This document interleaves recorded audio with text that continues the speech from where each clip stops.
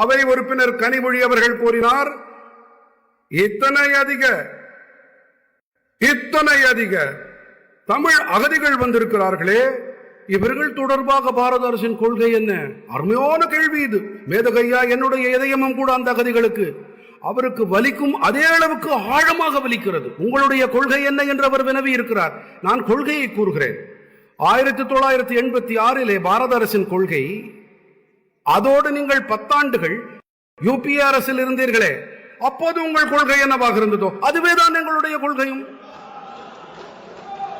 அவர்கள் 74 இருந்து வந்திருக்கிறார்கள். 10 ஆண்டுகள் வரை தயாநிதிஜியும் அமைச்சராக இருந்தார், பாலுஜியும் அமைச்சராக இருந்தார். ஒன்றுமே செய்யவில்லை. ஆனால் நீங்கள் என்ன செய்கிறீர்கள் என்று எங்களிடம் கேள்வி கேட்கிறீர்கள். நீங்கள் செய்திருந்தால் எங்களுக்கு வாய்ப்பே வந்திருக்காது. மேதகையா, தமிழ் அகதிகள் விஷயத்திலே நாங்கள் கால் புள்ளி முழு புள்ளியை கூட மாற்றவே இல்லை. எந்த அரசிலே டிஎம்கே அங்கம் வகித்தார்களோ அதே கொள்கையை நாங்கள் படியெடுத்தது போல் பின்பற்றி வருகின்றோம். மாற்றம் ஏதும் செய்ய வேண்டும் என்றால் எனக்கு கடிதம் எழுதுங்கள், நாங்கள் பரிசீலிக்கிறோம். மேதகையா, என்னிடம் இதுவரை இந்த டிஎம்கேவின் அனைத்து எம்பிக்களும் 4 முறை பல்வேறு காலங்களில் சந்தித்தார்கள். ஒன்றில் கூட தமிழகதிகள் பற்றி பேசவில்லை. ஆனால் கூறுவதோ ஏதாவது செய்யுங்கள். நான் தான் கூறினேனே, நல்லதாக இருக்கும் என்றுதான் உங்களுடைய கொள்கைப்படி நடக்கிறோம்.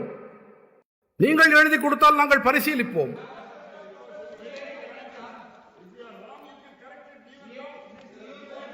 ஆனால் நீங்கள் தவறு செய்திருக்கிறீர்கள் என்று ஒப்புக்கொள்கிறீர்கள் தானே?